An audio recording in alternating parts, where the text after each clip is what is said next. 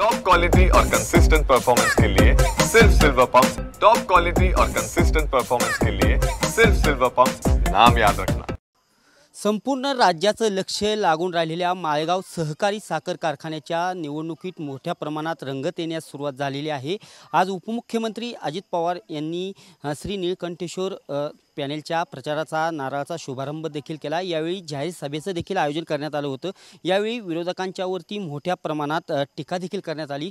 आपल्यासोबत सहकार बचाव शेतकरी पॅनेलचे रंजन काका तावरे आहेत। काका, काय सांगाल, आज खऱ्या अर्थाने जाहीर सभा झाली, उपमुख्यमंत्री दादांची जाहीर सभा झाल्यानंतर विरोधकांकडून वेळोवेळी सांगितलं जात होतं की चेअरमन जाहीर करून दाखवा, परंतु मी आज स्वतः चेअरमन म्हणून घोषित करतो असं दादा म्हणाले।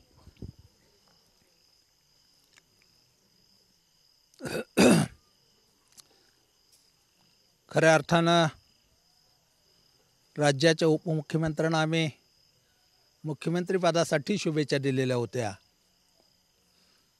परंतु त्यांनी स्वयंघोषित नाव घोषित केलं। याचा अर्थ आहे माळेगाव कारखान्याच्या 20 उमेदवारामध्ये कुणीही त्या पदासाठी पात्र नाही का।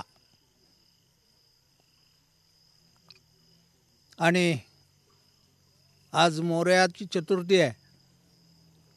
मोरया नगरमधून आम्ही बोलतोय, गणेश मंदिरातून। मला विश्वास आहे माळेगाव कारखान्याचा सुज्ञ, चाणाक्ष आणि अत्यंत हुशार सभासद, त्यांचं पॅनल निवडून आलं तर ते चेअरमन होतील। आणि कारखान्यामध्ये मला विश्वास आहे आमचंच पॅनल पूर्णत्वानं निवडून येईल, त्याच्यामुळे हे शब्द जर तरचे राहतील। काका, एकंदरीत विरोधकांकडून अशी देखील टीका केली जाते की मी सहकार मोडीत काढा निघालो, परंतु माळेगाव कारखान्यात येत्या 5 वर्षात राज्यात सर्वाधिक भाव देणार असं देखील उपमुख्यमंत्री।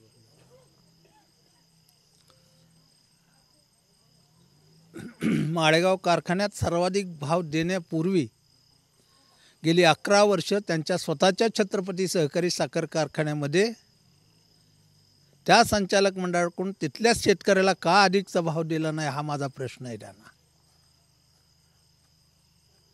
माळेगाव तर पवारसाहेबांच्या नावाने ओळखला जाणारा कारखाना आहे। स्वतःच्या कारखान्यात देता येत नाही, इथं देतील हे मृगजळ आहे, आणि तो माळेगावचा सभासद ओळखू नये। कारखान्याची निवडणूक वेळोवेळी लांबणीवर जात आहे अशी उपमुख्यमंत्री यांच्यावर टीका वेळोवेळी केली जात होती, परंतु रंजन तावरे हेच यावरती हरकती घेत होते असं देखील दादा। गेल्या वेळची पंचवार्षिक निवडणूक 39 दिवस याच नेत्यानं अगोदर लावली, आणि आत्ताची निवडणूक सुद्धा 121 दिवस याच राज्याच्या प्रमुखांनी पुढे ढकलली म्हटलं तर काय वावगं ठरणार नाही। आम्ही ज्या हरकती घेतल्या होत्या त्या हरकती रास्त होत्या, आणि 6 तारखेला त्या हरकतीचा निर्णय झालेला होता, परंतु महाराष्ट्रामध्ये सहकारात असा कुठंच इतिहास घडला नाही की कारखान्याच्या एमडीने पत्र द्यायचं, निवडणूक पुढे ढकला, आणि त्याच्यावर राज्य सरकारच्या सहकार खात्यानं निर्णय घ्यायचा, आणि निवडणूक हायकोर्टानं कुठं स्थगिती दिली नाही, आम्ही कोणी स्थगिती मागितली नाही, आणि सहकार खात्यानं मात्र या निवडणुकीला स्थगिती दिली का तर हंगाम चालू आहे आणि पेमेंट करायचे। हे सहकाराच्या न्यायामध्ये, कायद्यामध्ये कुठं बसत नाही, कारण त्याच वेळेला महाराष्ट्रात 6 कारखान्याच्या निवडणुका झाल्या, ते सगळ्यांचे हंगाम चालू होते आणि सगळ्यांच्या निवडणुका पार पडल्या। माळेगावची निवडणूक मात्र या नेतृत्वाच्या केवळ सत्तेच्या गैरवापरानं पुढे ढकलली गेलेली आहे। 45 वर्ष डायरेक्टर होऊन सुद्धा अजून देखील डायरेक्टर व्हायचे, डायरेक्टरचा हाऊस होताना अशी देखील टीका करण्यात येते। खऱ्या अर्थानं अण्णांच्या वयावर बोलण्याचा त्यांना नैतिक अधिकार नाही, कारण त्यांचा लोकसभेत, विधानसभेत प्रचार केला ती गोष्ट 6 महिन्यापूर्वीची, परंतु आत्ता निवडणुकीमध्ये माळेगावच्या त्यांनी दिलेले आश्वासनं, त्यांनी दिलेले ऑफर, या आपण एकत्रित पॅनल करू, तुम्ही 5 वर्ष चेअरमन व्हा. म्हणजे अण्णा 5 वर्ष चेअरमन ते करायला तयार आहेत. त्यावेळी त्यांचं वय अण्णांचं 85 वर्ष त्यांना चालतं, पण समोर पॅनल केल्यानंतर मात्र त्यांना वय अण्णांचं चालत नाही. खऱ्या अर्थानं अजितराव, तुम्ही 1984 सहकारा कारखान्यामध्येच डायरेक्टर झाला छत्रपतीमध्ये. आपण शरद जोशींच्या नेतृत्वाखाली शेतकऱ्यांचे आंदोलनं करून अधिकचा भाव देण्याचं त्यावेळेचं स्वप्न आज 40-42 वर्षानं तुम्हाला ध्यान झालं की माळेगावच्या सभासदाला अधिकचा भाव द्यायचा आहे आणि सातत्यानं 5 वर्ष द्यायचं आहे. छत्रपतीत आधी द्या, खाजगी कारखान्यात द्या आणि मग माळेगावचा शब्द करा. काका, साखर भिजली असा काला अण्णांनी आरोप केला होता, परंतु अशी परिस्थिती नाही. मी प्रत्यक्ष येतो, मला दाखवा. विरोधक स्पष्ट खोटे खोटे आरोप करत आहेत असं देखील अजित. मी संचालक मंडळाच्या सभागृहात काम करणारा संचालक आहे. आम्ही ती साखर यांनी नवीन बांधलेल्या गोडाऊनला जे वर पांढरे पत्रे टाकले होते ते निकृष्ट दर्जाचे असल्यामुळं पावसामध्ये ते फुटले आणि त्या ठिकाणी 45,000-46,000 बॅग्स भिजलेल्या निघालेल्या आहेत.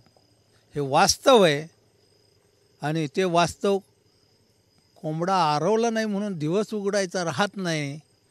ते वास्तव खऱ्याला खरं म्हणायची पद्धत संचालक मंडळाने ठेवावी. कारण हे संचालक मंडळ सातत्यानं त्यांचा जन्मच लबाडीतून झाल्यामुळं खोटंच बोलत राहिलेलं आहे. त्यांनी आज मोरयाला जर खऱ्या अर्थानं ते मानत असतील तर त्या संचालक मंडळातल्या प्रमुखांनी आणि या नेतृत्वानं मोरयाची शपथ घेऊन सांगावं तिथं साखर भिजली नाही म्हणून. शेवटचा प्रश्न, आज शरदचंद्र पवार गटाचा देखील आज प्रचाराचा नारळाचा शोभन जाहीर सभा झाली. यावेळेस सुप्रिया सुळे म्हणाले की आता दोघांना संधी दिली, आता आम्हाला एकदा संधी दे. खऱ्या अर्थानं माळेगावचा सभासद सुज्ञ तो कुणाला संधी देणार ते त्याने मनात पक्क ठरवलेलं आहे. आणि कुणाला संधी मिळली तरी शेतकऱ्याची सेवा करावी, त्यांना मी शुभेच्छा देतो. नक्कीच हे होते सहकार बचाव पॅनेलचे रंजन काका तावरे. आज उपमुख्यमंत्री अजित पवार यांनी मोठ्या प्रमाणात ज्या आरोप केले किंवा टीका केली यावरती रंजन काका तावरे यांनी सविस्तर आपलं मत मांडलेलं आहे. कॅमेरामॅन विशालसह मी दीपक कापरे, TV9 मराठी, बारामती.